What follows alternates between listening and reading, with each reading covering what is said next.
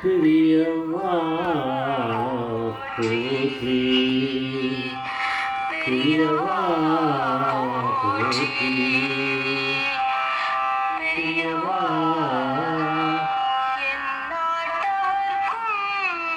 இறைவா போற்றி இறைவா போற்றி இறைவா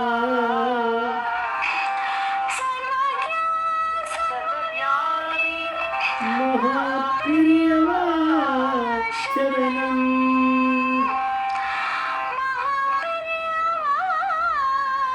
சரணம் சர்வஞானி மகாபிரியவா சரணம் பருக்கும் மகாபிரியவா போற்றி பிறப்பருக்கும் மகாபிரியவா போற்றி அபார கருணா சிந்தும் நானும் சாத்திருப்பணும் ஸ்ரீ சந்திரசேகர குரும் பிரணாமதானம் கலியுடன் காட்சிமான யூடியூப் சேனல் பிரத்யேகமாக இந்த மகாபீரோட பக்தர்களுக்கு ஏற்பட்டு கொண்டிருக்கும் அனுபவங்களில் ஒவ்வொரு நாளும் ஒரு அனுபவம், அதுக்கு ஒரு தலைப்பு. இன்னைக்கு அனுபவத்தோட தலைப்பு கூடவே இருக்கேன்னு காமிக்கிறார். கூடவே இருக்கேன்னு காமிக்கிறார். இந்த சேனலில் இது வரைக்கும் சப்ஸ்கிரைப் பண்ணாதெல்லாம் பண்ணுங்க, தினமே பாருங்கள். நம்ம என்ன சொல்கிறோம்ங்கிற டிஸ்கிரிப்ஷன் இந்த ஒரு சேனலில் மட்டுமே பெரியோரோட அனுகிரகத்தில் அதனால் இருந்துருக்குன்னு நம்ம தெரிஞ்சுக்கலாம். இதை வந்து ஸ்ரீ வி காமகோட்டி அப்படிங்கிறவர் ப்ரொஃபஸர் டாக்டர் வீழிநாதன் நம்ம பார்த்துருக்கோம். பெரியவரோட எப்பேற்பட்ட ஒரு சான்ஸ்கிரிட் ஸ்காலர், டாக்டர் இதில் டாக்டரேட் இதில் சான்ஸ்கிரிட்டில். அவருடைய பிள்ளை மெட்ராஸ் ஐஐடி, இங்கே இருக்கக்கூடிய சென்னை, இந்த மெட்ராஸ் ஐஐடியோட டைரக்டர், இப்போ கூட அவர் தான் இருக்கார். அவருடைய இன்டர்வியூவை நம்ம ஒரு சொல்கிறார். அவர் ஒரு அனுபவத்தை சொல்கிறார் அப்பாவோடது. அதாவது அவருடைய அவருடைய அப்பா வந்து ப்ரொஃபஸர் வீழிநாதனும் தேவசேனாபதி. எனக்கு தெரிஞ்ச இந்த தேவசேனாபதி அப்படிங்கிறவர் ஒரு ஸ்தபதின்னு நினைக்கிறேன். அவர் சொல்லலை, அந்த காமகோட்டிங்கிறவர் வந்து சொல்லலை. எனக்கு தெரிஞ்ச ஒரு ஸ்தபதின்னு ஞாபகம். ரெண்டு பேருமே மாப்பிரிவா வந்து ஒரு நாள் கூப்பிட்டுருக்கார். பிரிவா மாப்பிரியா கூப்பிட்டோடனே பெரியவா வந்து சொன்னாலாம், நீங்கள் ரெண்டு பேரும் திருப்பதிக்கு போங்க அப்படின்னு சொல்லிட்டு ஒரு வேலை கொடுத்துறார். பெரியவா வந்து இந்த ஒரு வேலையை முடிச்சுட்டு வாங்கணும். கோவிலுக்கெல்லாம் போக சொல்ல, பெரியவா வந்து ஏதோ ஒரு வேலை கொடுத்துருக்கார். அதை பற்றி இப்போ போய் அது ஏதோ ஒரு வேலை கொடுத்துருக்கார், அவளுக்கு ஒரு ஜோலி. சரின்ட்டு அவள் கிளம்பினா.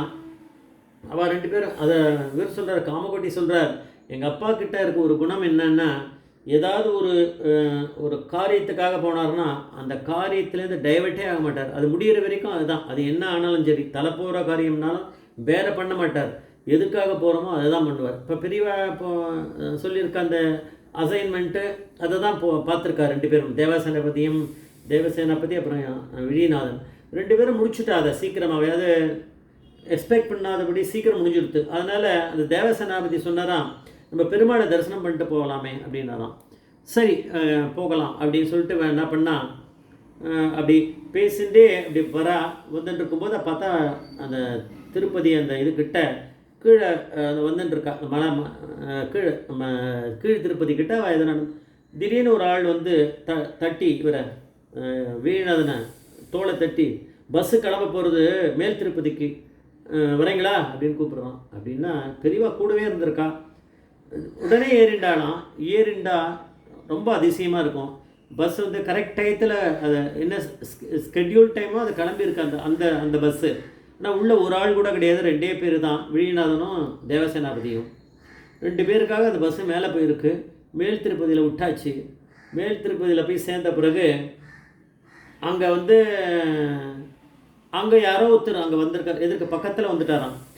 அவர் வந்து இவா ரெண்டு பேர்கிட்ட பேசியிருக்கார், உள்ளே போங்க பெருமாளை தரிசனம் பண்ணுங்க அப்படின்னாராம்.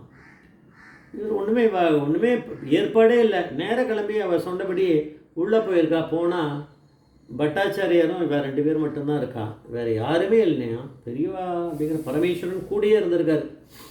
அங்கே போனார், தரிசனம் பண்ணார். உடனே பட்டாச்சாரியர் என்ன பண்ணாராம், இன்னொரு தடையும் போய் அப்படி போயிட்டு இப்படி ரவுண்ட் அடித்து திருப்பி வர வேண்டியிருக்குமே, அது போயிட்டு திருப்பி வந்து ஒன்றா ஒரு வாட்டி பண்ணுங்கன்னாராம். ரெண்டாவது தடையும் தரிசனம் பண்ணாராம். அதோட அவள் கிளம்பி சன்னதியை விட்டு வெளியில் வரா. எப்படி போகணும்லாம் யோசிக்கலை, திருப்பி கீழே போகிறத பற்றி. திருப்பி அதே மாதிரி ஒரு ஆள் ஒரு கண்டக்டர் பஸ் கண்டக்டர் தோலை தட்டுறாரு விழிநாதனை. கீழே பஸ்ஸு போகிறது கீழ் திருப்பதிக்கு வரீங்களா அப்படின்னு கேட்டிருக்காரு. சரின்னாராம். ஏறிண்டார் பஸ்ஸில், 2 பேரும் ஏறிண்டாருன்னா அந்த 2 பேர் தவிர வேறு யாருமே இல்லை பஸ்ஸில். இது எங்கே நடக்கும் இந்த மாதிரி கூத்து? பெரியவா அப்படிங்கிற பரமேஸ்வரன் நினச்சா தான் நடக்கும். கீழே இறங்கினா நேராக போனால் முடிஞ்ச உடனே கிளம்பி கடன்ட்டு ரயில்வே ஸ்டேஷன் போனால், ஏன்னா மெட்ராஸ் வர அந்த ட்ரெயினை பிடிக்கணுமே, அதனால் அங்கே போயிருக்கா. அங்கே போனால் ட்ரெயின் வந்து போயிட்டுருக்கோன்னு நினச்சிட்டே இருந்தா. ஆனால் நல்ல காலம் இவள் அங்கே போய் சேர்ந்தவுடனே இவள் வந்து எந்த இடத்துல அந்த திருப்பதி அந்த ரயில்வே ஸ்டேஷனில் போய் நிற்கிறாளோ பக்கத்துலேயே ஒரு டிடி ரெடியாக இருந்திருக்கார். பெரியவா தானே எல்லாமே பண்ணுற ஏற்பாடு. உங்களுக்கு என்ன வேணும் அப்படின்னு வாலண்டியர் யார் கேட்பான்? வீணாதன் கிட்ட கேட்டிருக்காரு. வீணாதன் சொன்னாராம், டிக்கெட் கூட வாங்குறதுக்கு எங்களுக்கு நேரம் இல்லை, இங்கே நிற்கிறோம், மெட்ராஸுக்கு தானே போனோம். சரி கையில் என்ன பணம் இருக்குது அப்படின்னாரு. பேக்கெட்லேருந்து எடுத்தார் 50 ரூபா. அந்த காலத்தில் 50 ரூபாய்க்கு 2 பேர் டிக்கெட் கிடைக்கிறது திருப்பதிலேருந்து. பார்க்கணும் இப்போ எப்படி இருக்குன்ட்டு. உடனே ஒரு பையனை, பக்கத்தில் ஒரு பையன் இருந்தானோ டிடி, போடா வேகமாக ஓடி போய் 2 டிக்கெட் வாங்கிட்டு வாடா அப்படின்னா. போனான்னா 2 டிக்கெட் வாங்கிட்டு கையில் கொடுத்துருக்கான். அது வரைக்கும் டிடியை விசில் அடித்தா தானே கிளம்பும் ட்ரெயின். அதனால் கையில் டிக்கெட் கிடச்சிருத்து. உடனே அங்கே என்ன கம்பார்ட்மெண்ட் இருக்கோ அதில் ஏறின்னு இருக்கா. வந்து அவன் அங்கே வந்து கரெக்டாக அங்கே சேர்ந்துட்டா. வரும்போது ராத்திரி ரொம்ப லேட்டாக எடுத்து வாளுக்கு. 2 பேருமா வந்து மடத்துக்குள்ளே வந்து தூங்கிட்டா. கார்த்தால எழுந்து ஸ்நானம் பண்ணிவிட்டு பெரியவாளை பார்த்தோன்னே பெரியவா கேட்டானா, என்ன இப்போ போன வேலையை முடிச்சியான்னு பெரியவா கேட்கணும். ஆனால் பெரியவா கூடவே இருந்திருக்காள்ல, ஆனால் தெரியும் பெரியவாளுக்கு இப்போ வேலையை முடிச்சுட்டான்னு. என்ன பெருமாளோட தரிசனம் ஆகிடுதா, சரியா நன்னா ஆச்சா அப்படின்னு பெரியவா கேட்டிருக்கா. அப்படின்னா பெரியவா வந்து கூடவே இருந்திருக்கா பெருமாள், அவர் தான் பெருமாள்ன்றது தெரிஞ்சு போயிடுது. அதனால் இவர் ராத்திரி மணிக்கு அதுக்கப்புறம் வந்து பெரியவா கூட ஆகிடுது. இன்னொரு விஷயம் நடந்திருக்கு அப்படின்னு அது இன்னொரு இன்சிடென்ட் சொல்கிறார். ஒரு நாளைக்கு வந்து விழிநாதன் பெரியவாளோட பேசிகிட்டே இருக்காராம். சாயங்காலத்தில் ரொம்ப லேட்டாக எடுத்தான். கிளம்பினோடனே அப்போ 9 மணி அந்த டைம். கிளம்புறேன் அப்படின்னாரான் விழிநாதன். கிளம்பு, எப்போ போய் சேருவே நீ அப்படின்னு. 11 மணிக்குள்ளே போயிடுவார். காரில் வந்தாராம். 11 மணிக்கு போயிடுவா, ராத்திரி 1 மணி ஆகாதோ அப்படின்னு பெரியவா கேட்டாலாம். இல்லை போயிடுவேன் அப்படின்னு. அப்புறம் வந்தாருன்னா கார் வந்து விழிநாதன் ஓட்டுற கார் ஏதோ ஒரு பள்ளத்தில் விழுந்திருக்கு. பெரியவா அவருக்கு ஏதாவது ஆகும்னா சொல்லியிருப்பாளே, ஒன்றும் ஆகலை. அப்புறம் அதெல்லாம் ரெடி பண்ணி ஆளுங்களை கூப்பிட்டு அது இது பண்ணி வீடு போய் சேரும்போது கரெக்டாக 1 மணி ஆயிருக்கு. அப்படின்னா பெரியவா கூடவே இருந்திருக்காருன்னு நம்ம தெரிஞ்சுக்கலாம். ஜெய் ஜெய்சங்கர் ஹரிசங்கர் மகாபிரிய பாத்மேச்சரம் மகாபிரிய பாத்மேச்சரணம்.